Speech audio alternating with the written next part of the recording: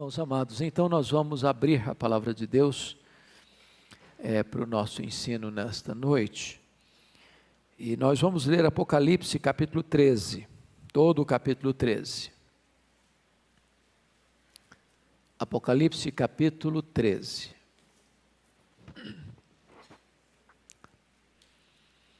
Está escrito o seguinte: vi emergir do mar uma besta, que tinha 10 chifres e 7 cabeças, e sobre os chifres 10 diademas, e sobre as cabeças nomes de blasfêmia.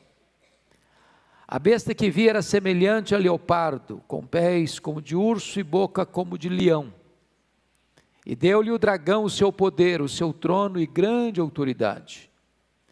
Então vi uma de suas cabeças como golpeada de morte, mas essa ferida mortal foi curada. E toda a terra se maravilhou, seguindo a besta. E adoraram o dragão, porque deu a sua autoridade à besta. Também adoraram a besta, dizendo: quem é semelhante à besta? Quem pode pelejar contra ela? Foi-lhe dada uma boca que proferia arrogâncias e blasfêmias, e autoridade para agir 42 meses.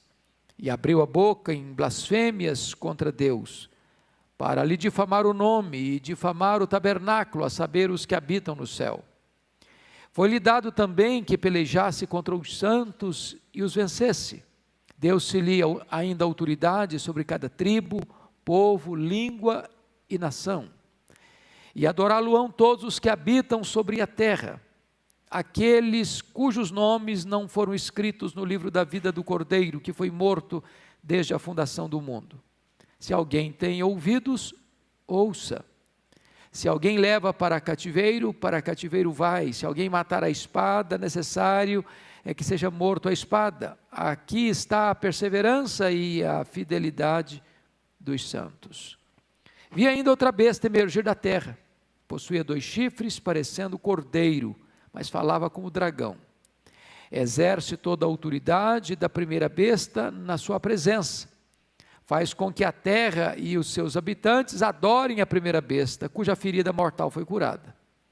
Também opera grandes sinais, de maneira que até fogo do céu faz descer a terra diante dos homens.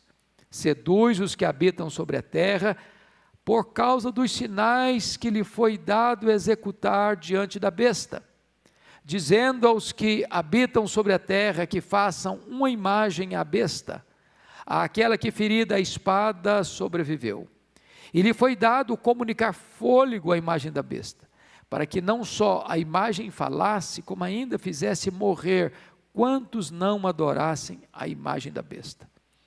A todos os pequenos e os grandes, os ricos e os pobres, os livres e os escravos, faz que lhes seja dada certa marca sobre a mão direita e sobre a fronte, para que ninguém possa comprar ou vender, senão aquele que tem a marca, o nome da besta ou o número do seu nome. Aqui está a sabedoria. Aquele que tem entendimento, calcule o número da besta, pois é número de homem. Ora, esse número é 666. Eu quero conversar então com vocês hoje sobre este tema, o anticristo, o agente de Satanás. Quem esteve conosco, segunda-feira passada, examinando Apocalipse capítulo 12, vimos que o dragão, representando Satanás, o diabo, a antiga serpente, com toda a sua fúria, atacou Cristo e a sua igreja, mas vimos que ele foi derrotado no céu e derrotado na terra. Porém, ainda o dragão recebe permissão para perseguir a igreja com sua fúria mais terrível. E é isso que vamos ver neste capítulo 13. É sempre intenção de Satanás ou do dragão imitar a Deus. O dragão tenta imitar o próprio Deus Pai. E aí, como Jesus Cristo, Deus Filho, ele se encarnou, então também Satanás vai querer imitar o que chamaríamos de uma antitrindade. O dragão representando o Deus Pai e o anticristo tentando representar o Deus Filho. E assim como Deus Filho se fez carne, agora Satanás vai querer uma espécie de simulacro da encarnação por meio da figura do anticristo. E é curioso que também surge uma outra besta, a besta que surge da terra, que nós chamamos de o falso profeta. É aquele líder religioso que vai facilitar e abrir caminho para o anticristo, que é um líder político. E desta maneira, o falso profeta vai ser uma espécie de simulacro da pessoa do Espírito Santo. Mas como o Senhor tem uma igreja, que é a noiva do Cordeiro, também o diabo vai querer um simulacro, uma imitação. Vai ser a grande Babilônia, chamada a grande meretriz. De tal maneira que vemos aqui a configuração do diabo num imenso esforço de querer imitar o Deus Pai, o Deus Filho, o Deus Espírito Santo, inclusive criando uma falsa igreja, a grande meretriz, a grande Babilônia. Pergunta-se, qual vai ser o tempo da aparição do anticristo? Pois bem, embora o texto que lemos em 2 Tessalonicenses 2,7 nos informe que o mistério da iniquidade já está operando, porque já tem muitos anticristos no mundo e desde o início foi assim. Mas esses anticristos predecessores estão simplesmente compondo esse mistério da iniquidade e preparando o caminho para este grande líder escatológico que a Bíblia chama de anticristo, ou a besta que surge do mar, ou o iníquo, ou o filho da perdição, ou o homem da desolação, ou o pequeno chifre lá da profecia de Daniel, capítulo 7.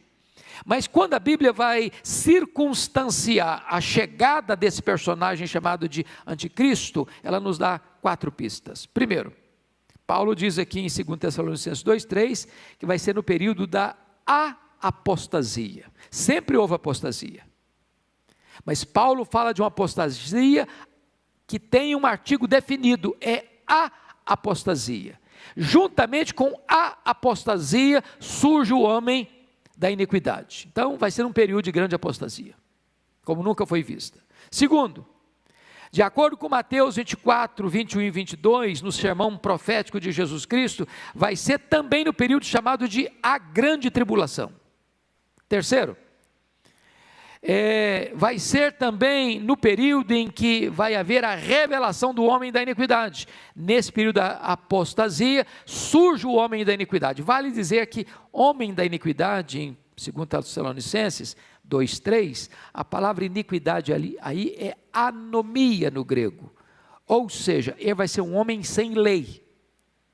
Se a apostasia está dominando, e o que é a apostasia? É a desistência da verdade, é o abandono da verdade, é não acolher os absolutos, é rejeitar qualquer parâmetro absoluto na vida, seja teológico, seja moral.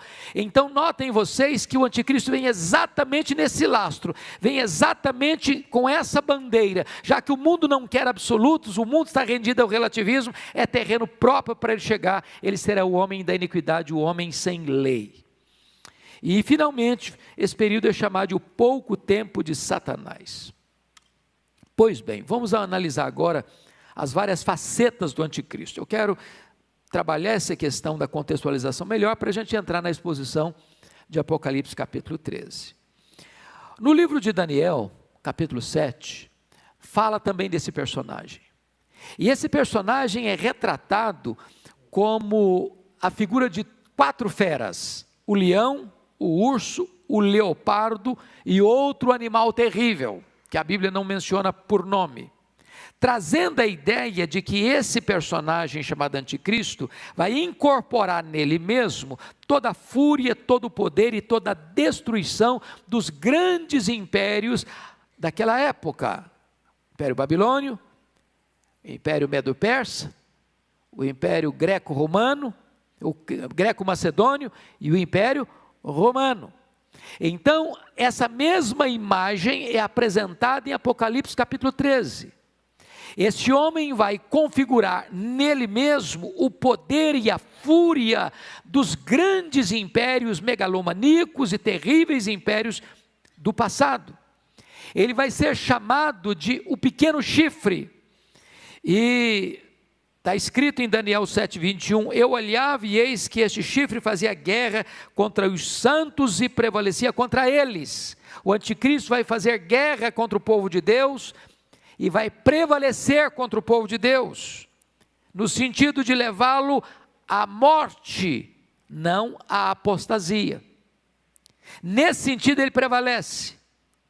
Mas Apocalipse 12:11 diz que quando um cristão, diante de uma situação de perseguição, onde ele deve optar ou pela vida ou apostatar da sua fé, ele opta morrer do que apostatar, e desta maneira o anticristo prevalece contra esse santo, matando-o, e na mesma medida esse santo prevalece sobre o anticristo, derrotando-o, porque a igreja derrota o anticristo pelo sangue do Cordeiro e pela palavra do testemunho.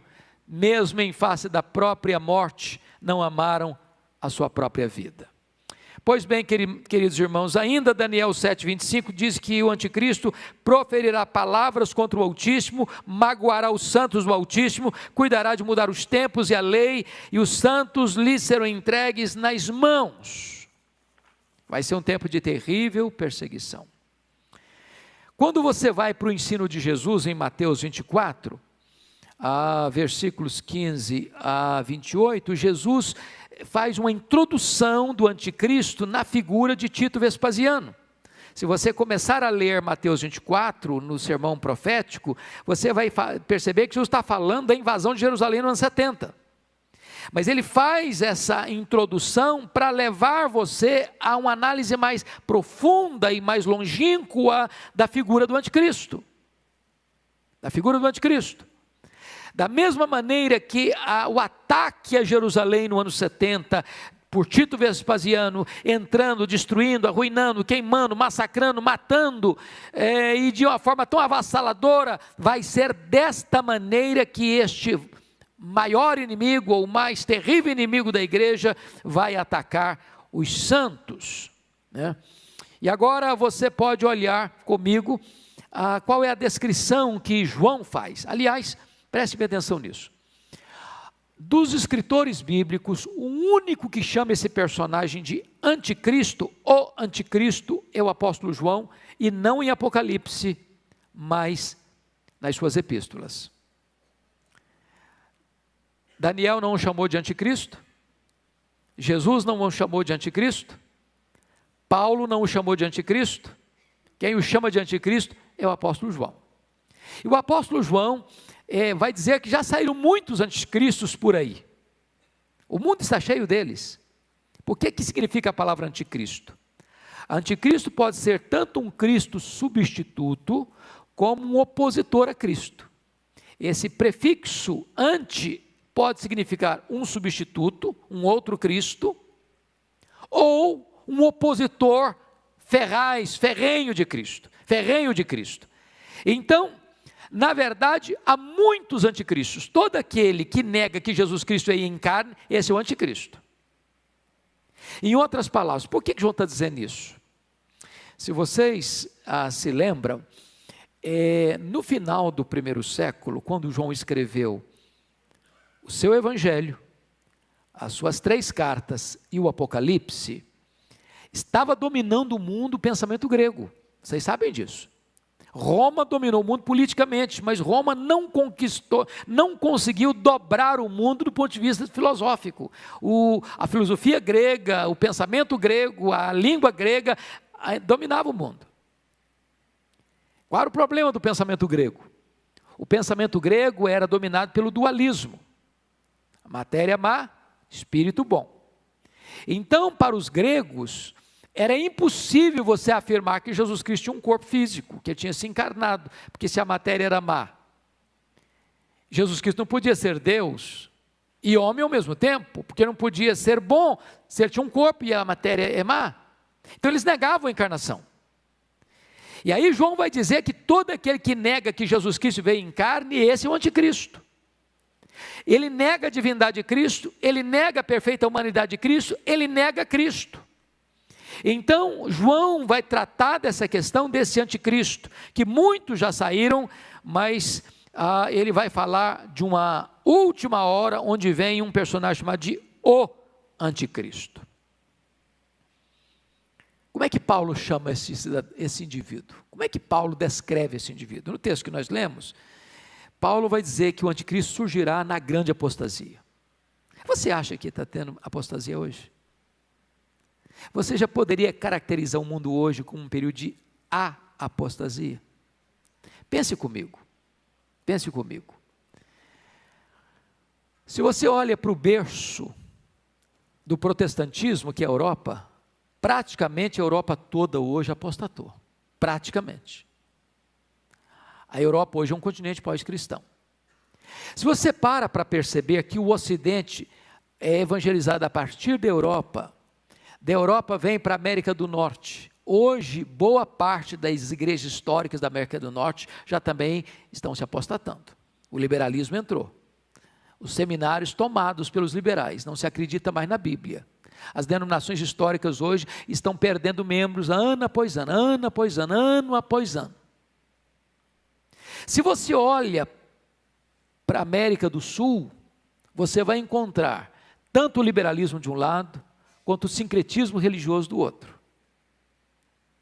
Se você olha para o Oriente, você vê que as grandes religiões orientais, inclusive o islamismo, que hoje é a maior religião isolada do mundo, com mais de 1 bilhão de adeptos, negam a Cristo, budismo, hinduísmo e etc, etc.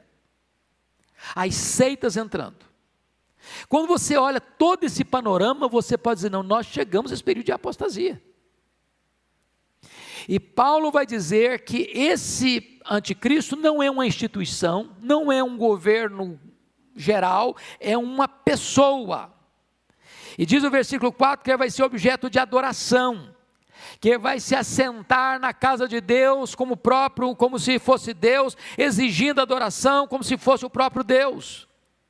A Bíblia diz que vai se fazer milagres de mentira, e é por isso que ele vai seduzir. Agora, para um pouquinho, só na cultura brasileira, vocês acham que os falsos milagres têm sido usados hoje no campo religioso para atrair gente, para enganar pessoas, para juntar multidões? Pois essa é uma estratégia antiga. Essa vai ser a estratégia do anticristo. Ele vai realizar milagres, até fogo do céu vai cair. Para quê? Para seduzir as pessoas com poder sobrenatural. E então diz a Bíblia que ele só pode ser revelado depois que aquilo e aquele que o detém for removido, versículos 6 e 7, 2 Tessalonicenses, mas aí fica uma coisa complexa de você entender, e eu hoje não estou com muita preocupação de pregar um sermão como se fosse um sermão, mas quero mais dar uma aula, porque esse assunto é complexo, e é preciso que a gente examine devagar com vocês.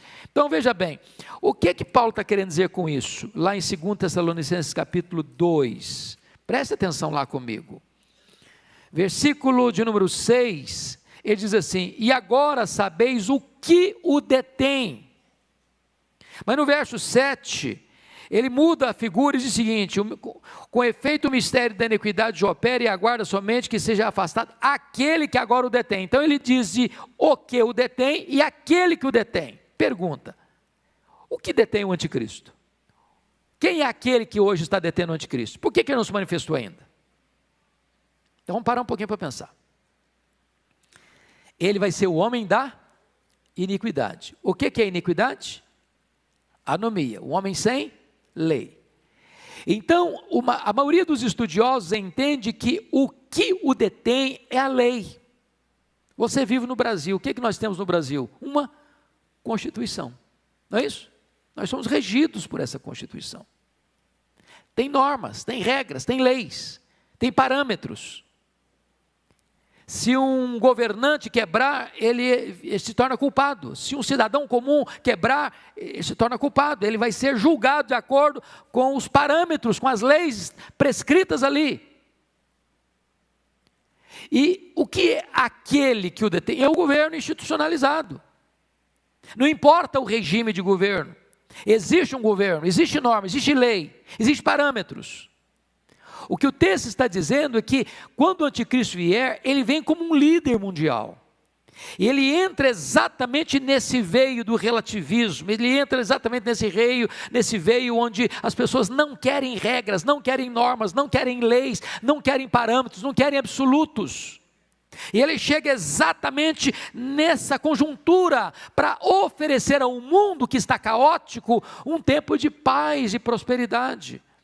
E o historiador Arnold Toynbee diz que o mundo já está preparado para qualquer líder mundial que oferecer para ele prosperidade e paz.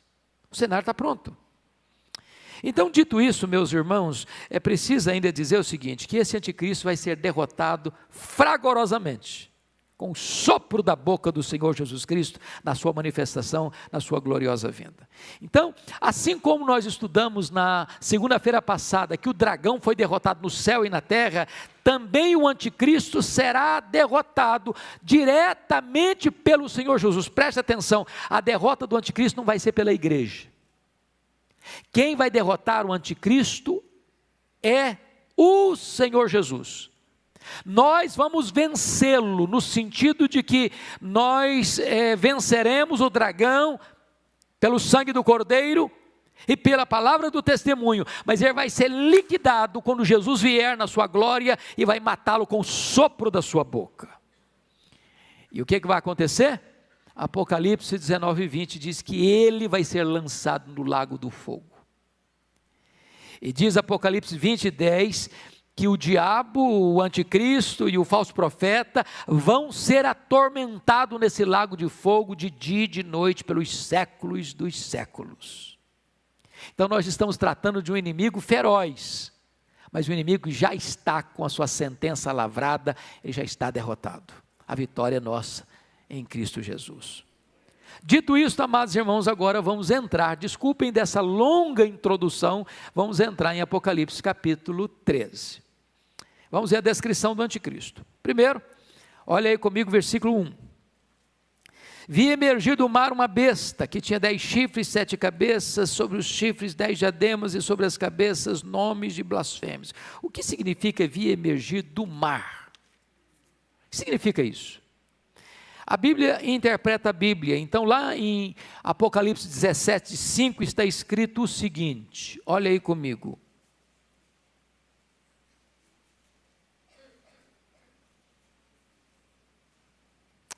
Apocalipse,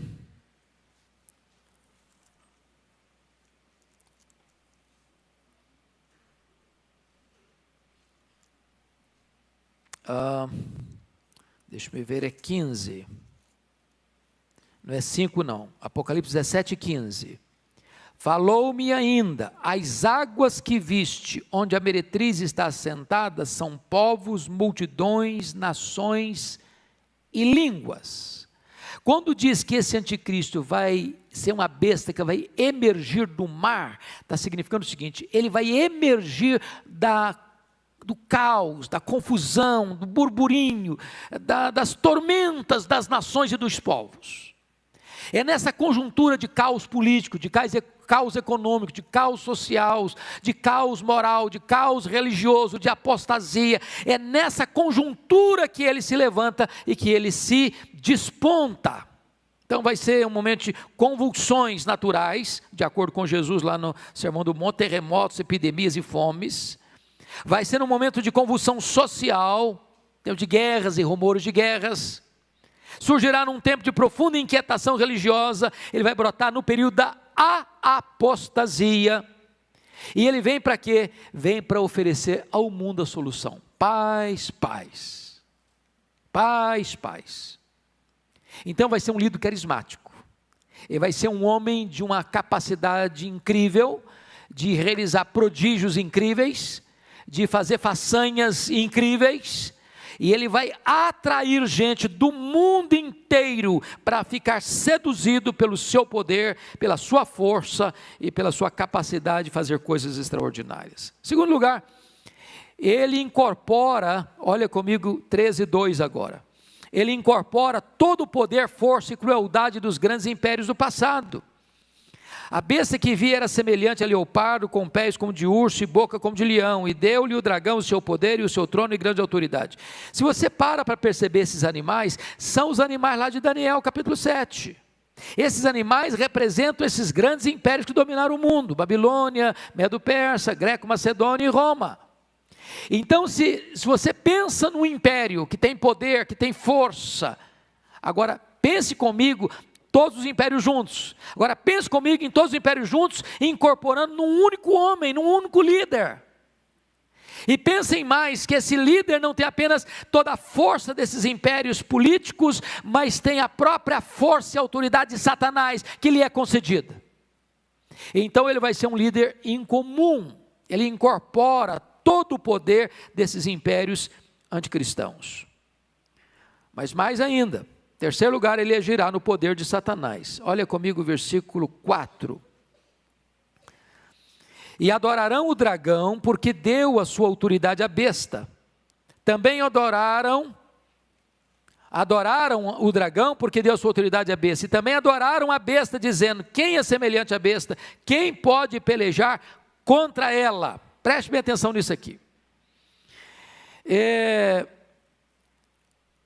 Porque esse líder é uma espécie de encarnação de Satanás, o dragão, e porque Satanás vai dar para ele seu poder e sua autoridade, as pessoas no mundo inteiro vão adorar o dragão.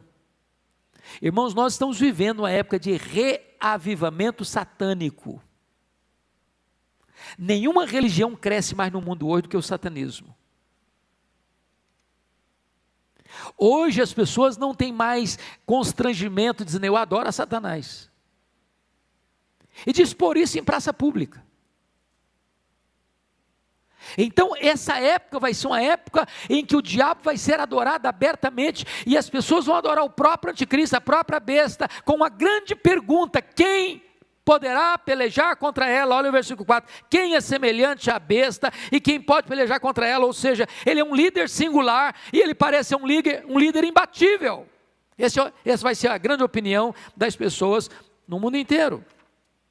Mas mais um pouquinho, vamos pensar nisso. Esse anticristo, ele vai realizar, além desse poder, grandes milagres. O texto de Paulo chega a dizer que o aparecimento do iníquo é segundo a eficácia de Satanás, com todo o poder e sinais e prodígios da mentira. Então preste atenção numa coisa: não embarque na ideia de que todo milagre é de Deus, não. Porque hoje tem essa ideia popular: mas tem milagre de Deus. Não, o diabo faz também, o anticristo vai fazer também, até fogo do céu vai cair, numa tentativa, num simulacro lá de imitar Elias. Mas são milagres da mentira, com um propósito não de esclarecer, mas de enganar, com um propósito não de levar a pessoa aos pés do Senhor Jesus, mas levar as pessoas aos pés do dragão, para adorá-lo. Mais do que isso, irmãos, o anticristo vai governar na força de Satanás. Se você ler o versículo 2 direito, vamos ler lá, só a parte finalzinha lá, comigo por favor, 13:2, só a parte final. E deu-lhe o dragão o seu poder, o seu trono e grande autoridade. Preste atenção nessas três palavras: deu o dragão, que é o diabo, o seu poder, o seu trono e grande autoridade. Então o anticristo era um líder incomum. Nunca houve, nunca haverá um líder humano, político, com esse poder, com esse carisma, com essa capacidade, com essa destreza, com essa possibilidade de realizar coisas naturais e sobrenaturais. Qual a conclusão que as pessoas vão chegar? O anticristo será irresistível. Versículo 4, é o que está escrito aí: quem é semelhante à besta? Quem pode pelejar contra ela? Resultado disso, irmãos, é que a besta, o anticristo, será objeto de adoração. objeto de adoração. E você percebe que ao longo da história, sobretudo do século XX para cá, quantos ditadores que foram adorados como uma divindade. Você pega, por exemplo, não sei se você já assistiu algum vídeo da Coreia do Norte, como é feita uma doutrinação nas escolas infantis, todo dia, para que as crianças venerem o imperador, venerem o seu líder, como uma divindade. Como foi feito isso no Império Romano no passado. Como é feito ainda hoje em alguns lugares. Tudo isso é uma espécie de preparação para esse grande clímax, quando Satanás e o seu agente principal será adorado. Agora, quando você olha, você vai notar que é feita uma imagem do anticristo, o falso profeta faz isso, e leva as pessoas a adorarem a imagem do anticristo. Agora pense comigo hoje como é que é a história do culto às imagens, o culto aos ídolos. Quando a Bíblia diz que o ídolo é nada, mas o que está por trás do ídolo são os demônios. Então toda essa questão da idolatria já é uma espécie de preparação para o mundo adorar o anticristo e a imagem dele com muita naturalidade. Com muita naturalidade. Está escrito em 2 Tessalonicenses 2,4 que o anticristo fará forte oposição a toda adoração que não seja ele mesmo, a ponto de se assentar no templo de Deus e resistir a qualquer culto que não seja ele, perseguindo o povo de Deus. Agora notem comigo 13, versículo 8, que amplitude terá essa adoração do anticristo? Você pode ler o versículo 8 comigo, vamos lá? E adorá-lo-ão todos os que habitam sobre a terra, aqueles cujos nomes não foram escritos no livro da vida do Cordeiro, que foi morto desde a fundação do mundo. Eu chamo a sua atenção para um ponto fundamental aqui, para aquietar o seu coração, para você não ficar com uma vírgula de medo. Quem vai adorar o anticristo? Quem? Todos, exceto quem? Exceto aqueles cujos nomes estão escritos no livro da vida do Cordeiro. Então preste atenção nisso aqui. Se você creu no Senhor Jesus Cristo, seu nome está onde? No livro da vida. Sabe quantos que têm o nome no livro da vida que vão adorar o anticristo? Nenhum. Nenhum. Sabe quantos o Senhor Jesus salvou e vai perder para o anticristo? Nenhum. Sabe quantas ovelhas de Cristo vão ser arrebatadas das mãos dele? Nenhuma. Isso não significa que o anticristo, quando for levantado, não vai matar muitos santos. Porque veja o verso 7 comigo aí. Pode ler o 7 comigo? Vamos lá? Foi-lhe dado também que pelejasse contra os santos e os vencesse. Deu-se-lhe ainda autoridade sobre cada tribo, povo, língua e nação. Então, o governo do anticristo vai ser universal. E nesse governo universal, ele vai atacar a igreja, ele vai perseguir a igreja. Então, nota de rodapé aqui. Eu não quero entrar no aspecto polêmico das correntes escatológicas, mas há uma corrente escatológica muito comum no Brasil, e eu um dia, lá no passado, já pensei dessa forma também. Hoje, graças a Deus, acho que a posição que entendo ser a mais consistente não é essa, é de que a igreja não vai passar por esse momento. A igreja vai ser arrebatada secretamente, e quando o anticristo chegar, nós não estamos mais aqui para ver e para contar a história, então eu não vou enfrentar esse negócio não. Mas não tem base bíblica isso não. Tem base bíblica não. A igreja vai estar aqui sim. A igreja vai passar pela grande tribulação sim. A igreja sempre foi uma igreja de mártires sim. Os santos aqui são os santos, é a igreja. Não temos outro povo, é a igreja. É a igreja. A igreja não será tirada da tribulação, no sentido de não enfrentá-la. A igreja vai ser arrancada do meio da tribulação, porque é no meio dessa grande tribulação que Jesus Cristo vem com grande poder e glória e mata o anticristo com o sopro da sua boca, e os que estiverem mortos ressuscitarão primeiro, e os que estiverem vivos serão transformados e arrebatados para encontrar o Senhor Jesus nos ares, e assim nós estaremos para sempre com o Senhor, e o anticristo e o falso profeta e o dragão lançado no lago do fogo, para ser atormentados por toda a eternidade. Então, meus amados irmãos, vamos olhar agora como este anticristo vai perseguir e se opor abertamente a Deus e à igreja de Cristo. Eu vou ler alguns versículos para vocês perceber isso. Está lá em Daniel 7:25 e outros textos da Bíblia. Está escrito assim: proferirá palavras contra o Altíssimo, contra o Deus dos deuses falará coisas incríveis. Paulo diz que ele se opõe e se levanta contra tudo que se chama Deus, ostentando-se como se fosse o próprio Deus. João declara: e ele abriu a sua boca em blasfêmia contra Deus para lhe difamar o nome. E ainda, este anticristo que nega o Pai e nega o Filho, ele está perseguindo a Deus e perseguindo a igreja de Deus, falando mal de Deus, falando mal da igreja. Se você perceber comigo, olha aí versículo 6, 13:6, você pode ler? Pode abrir comigo? E abriu a boca em blasfêmias contra Deus, para lhe difamar o nome e difamar o tabernáculo, a saber, os que habitam no céu. Vamos entender isso aqui. Ele não pode lutar contra Deus, ele não pode lutar contra os crentes que já morreram e foram para o céu. O que é que ele fala? Ele blasfema, fala mal, ele insulta. Os que estão na terra, ele vai lutar contra eles e prevalecer. O que significa prevalecer? É a ideia de que um dia, possivelmente, se nós estivermos vivos nessa geração, vamos ter que enfrentar isso. Ou você nega Jesus, ou eu te mato. Algumas pessoas dizem: ah, pastor, mas eu acho que eu não tenho coragem, não. Se na hora eu fraquejar, e se na hora eu não tiver peito e coragem? Deixa eu dizer uma coisa para vocês. Os mártires que foram para as fogueiras, que foram para as arenas, que enfrentaram feras, que foram crucificados, eles eram gente igual a você e a mim. Eles não eram super crentes, eles eram crentes.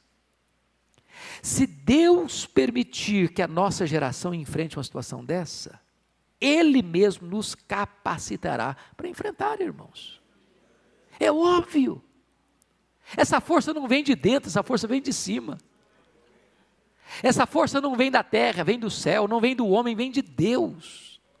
Louvado seja o Senhor. Se nós precisarmos fazer uma opção entre a apostasia e a morte, nós que pela graça de Deus somos lavados no sangue do Cordeiro e temos nosso nome no livro da vida, nós não titubearemos.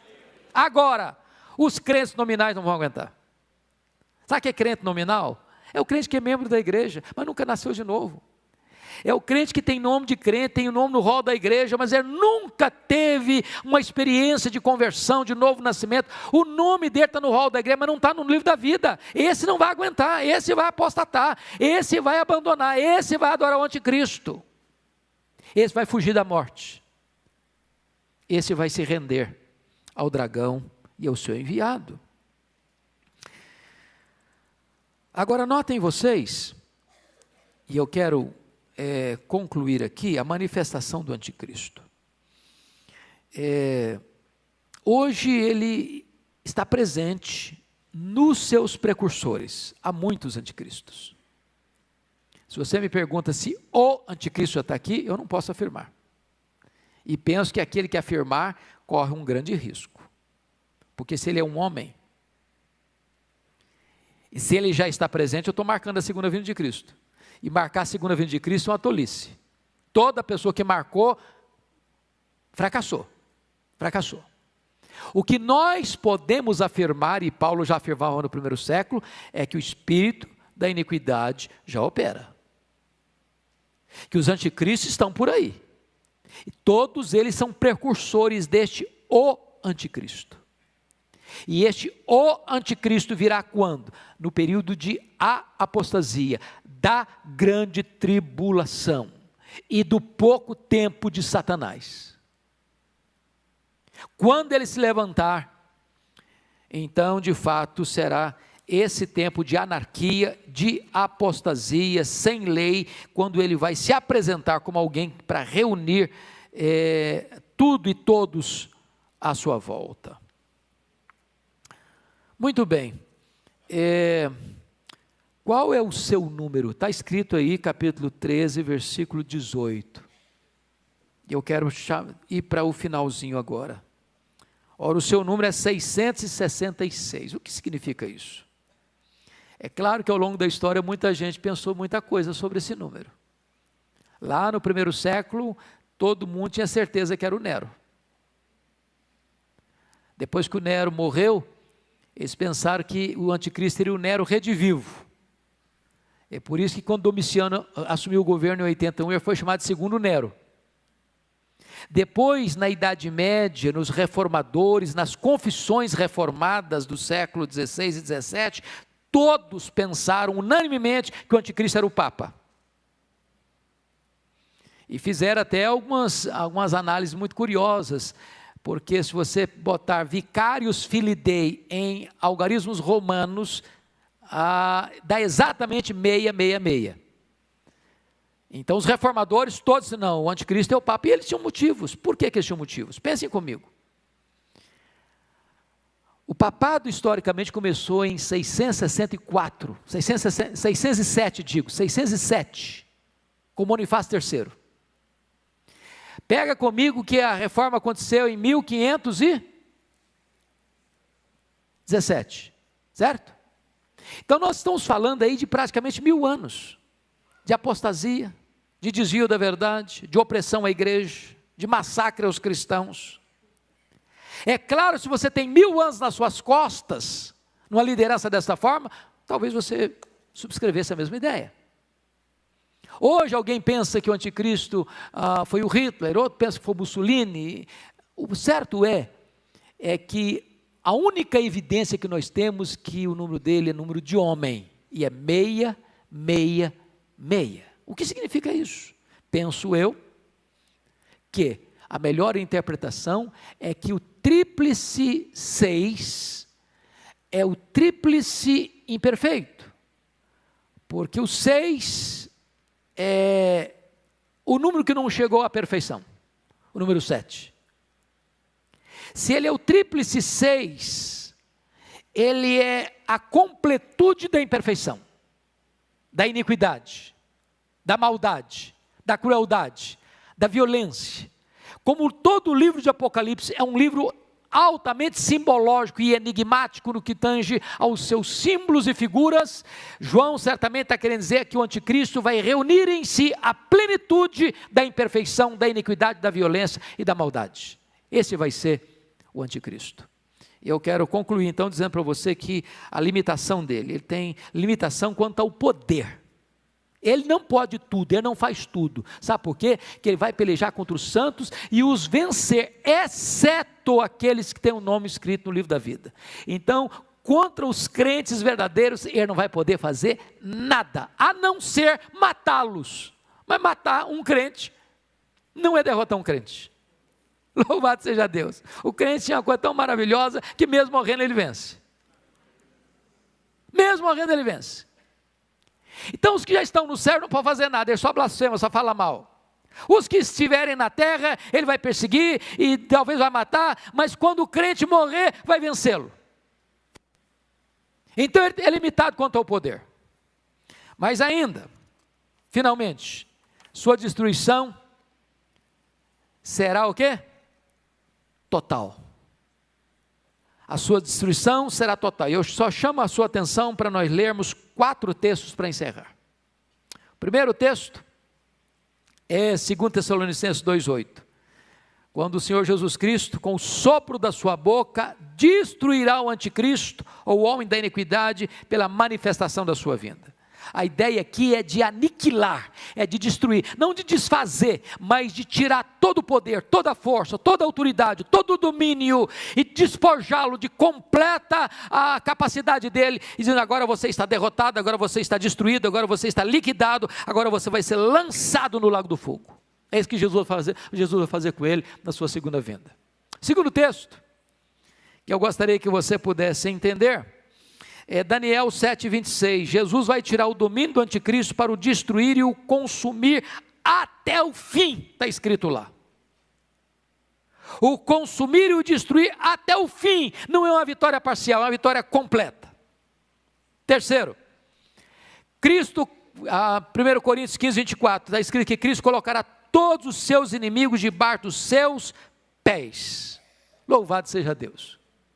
Agora, para fechar, vá comigo para Apocalipse capítulo 19, versículo 20. Eu quero que a igreja fique de pé, e nós vamos ler esses dois últimos versículos de pé, porque é a coroação da vitória da igreja, e a derrota final e completa do diabo e de seus agentes. Louvado seja o Senhor. Apocalipse 19, 20, toda a igreja comigo em voz bem clara e bem eloquente, vamos lá? Apocalipse 19, 20. Mas a besta foi aprisionada, e com ela o falso profeta, que com os sinais feitos diante dela, seduziu aqueles que receberam a marca da besta, e eram os adoradores da sua imagem. Os dois foram lançados vivos, dentro do lago do fogo que arde em enxofre. Agora toda a igreja, capítulo 20, versículo 10, vamos lá? O diabo, o sedutor deles, foi lançado para dentro do lago de fogo e enxofre, onde já se encontram não só a besta, como também o falso profeta, e serão atormentados de dia e de noite, pelos séculos dos séculos. Louvado seja o Senhor. Os inimigos da igreja estão derrotados, estão lançados no lago do fogo, e a igreja vai habitar com o Senhor. Não vai ter choro, não vai ter dor, não vai ter luto, não vai ter lágrimas, não vai ter pecado, não vai ter tristeza, e nós estaremos para sempre com o Senhor. Que coisa boa é pertencer ao Senhor Jesus Cristo.